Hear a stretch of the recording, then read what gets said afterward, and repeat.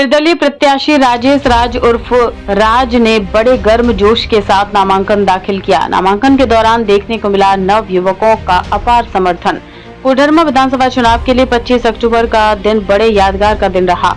पहले चरण का चुनाव का नामांकन करने का आखिरी दिन था। विधानसभा चुनाव को लेकर उम्मीदवार अपने नामांकन के लिए अपने समर्थकों के साथ ढोल नगाड़े डीजे के साथ हजार की संख्या में पहुंचे। कोडरमा विधानसभा से निर्दलीय प्रत्याशी राजेश राज उर्फ राज नामांकन निर्वाचित पदाधिकारी से अनुमंडल पदाधिकारी रिया सिंह के समक्ष दाखिल की तथा आम जनों से आशीर्वाद लेकर एक बार मौका देने की अपील की।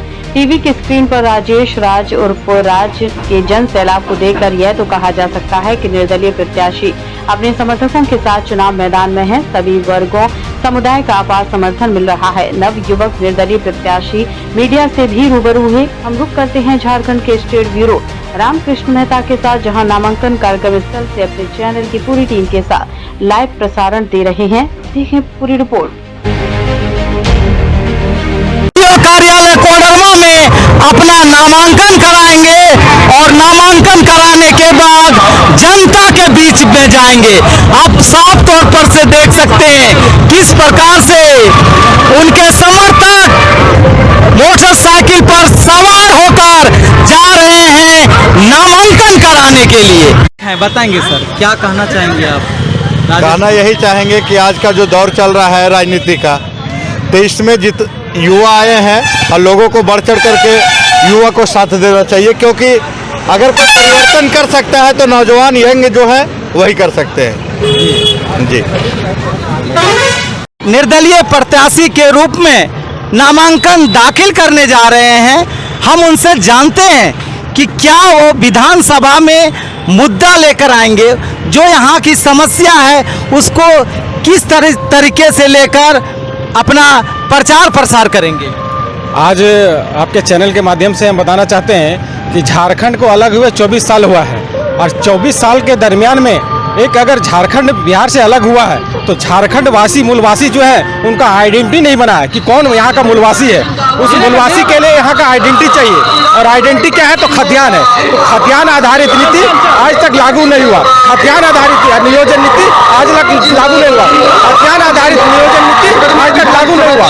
खतियान आधारित नियोजन नीति उद्योग के क्षेत्र में, आपको शिक्षा के क्षेत्र में, आपको नियोजन के क्षेत्र में कभी हम लोग झारखंड का कभी कोई भी सरकार रहा है तो विफल रहा है। हम लोग जब विधानसभा में जाएंगे, अगर जनता का प्यार मिला, आशीर्वाद मिला तो विधानसभा में जाकर के हम लोग सबसे पहले मुद्दा उठाएंगे कि झारखंड में झारखंडियत स्थापित करने के लिए हम लोग जो भी पहलुओं पर हम लोग को विचार करना होगा, हम लोग कैबिनेट में जो हम लोग को प्रस्ताव या तो हम अपना विचार देना होगा वो दे करके झारखंड के मुद्दों पर हम लोग लड़ाई लड़ेंगे। तो चूंकि झारखंड जिस प्रकार से हमारे जो झारखंड के क्रांतिकारी लोगों ने, हमारे अभिभावकों ने मिलकर के झारखंड को अलग कराया और उसका नतीजा ये रहा कि मलाई कोई और खा रहा है। क्योंकि झारखंड के लोगों को भी मिलना चाहिए अधिकार, हक और अधिकार मिलना चाहिए। यहाँ के लोगों को रोजगार मिलना चाहिए, यहाँ के लोगों को शिक्षा बेहतर मिलना चाहिए, स्वास्थ्य के क्षेत्र में आपका अस्पताल बढ़िया होना चाहिए। लेकिन ये सब ना हो करके सिर्फ और सिर्फ बिचौलिया हावी है। उस बिचौलिया को हम लोग प्रशासनिक माध्यम से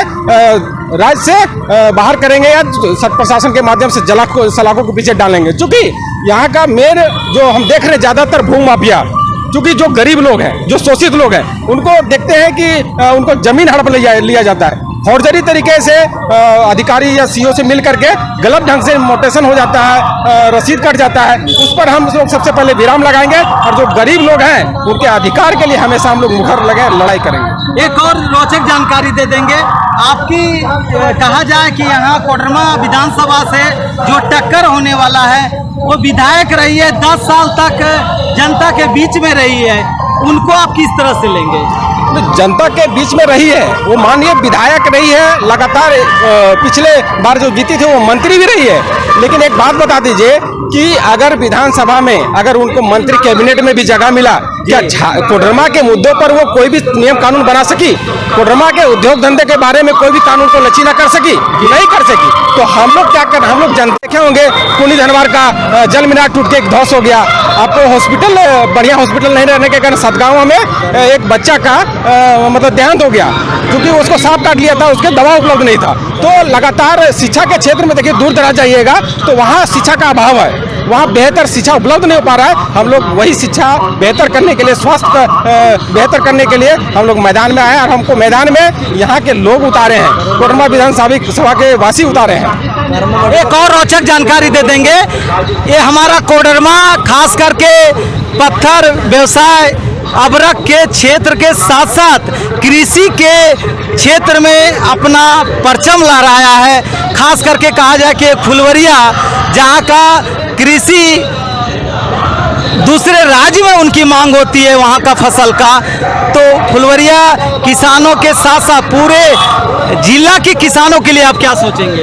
देखिए, फुलवरिया पूरे कोडरमा जिला का कृषि का हब है फुलवरिया, और उस फुलवरिया में यहाँ से लगभग फुलवरिया का क्षेत्र से किसान जो उपजाते हैं, टमाटर हो, आलू हो, प्याज हो, अन्य जो सब्जी है वो लगातार बंगाल जाता है, पड़ोसी राज्य आपका बिहार जाता है, अन्य राज्यों के साथ साथ रांची जाता है। लेकिन बताइए, उन लोग इतना दंश झेल रहे हैं कि वहाँ का लगातार एक बड़ा मांग है कि उसके जस्ट लगता है कई सौ एकड़ के किनारे फॉरेस्ट है, उसके जो पूरा एरिया है उसके किनारे फॉरेस्ट है, और लगातार वहाँ नीलगाय आकर के पूरा फसल को उजाड़ देता है। लेकिन वहाँ के किसानों भाइयों का मांग है कि वहाँ एक बैरिकेडिंग किया जाए, अगर तार वाला नहीं तो बाउंड्री कर दिया जाए। लेकिन आज तक यहाँ के विधायक न सांसद कोई यहाँ आकर के उनका समस्या का समाधान नहीं करेगा। हमारे नज़र में, हमारे मन में हमारा जो एक संकल्प लेकर चले उन किसान भाइयों के लिए ये समस्या का समाधान हम करेंगे, और उसके साथ साथ कृषि से जितनी भी सिंचाई हो, बिजली हो, 24 घंटा उपलब्ध कराने का हम लोग निर्णय लिए। बहुत बहुत धन्यवाद।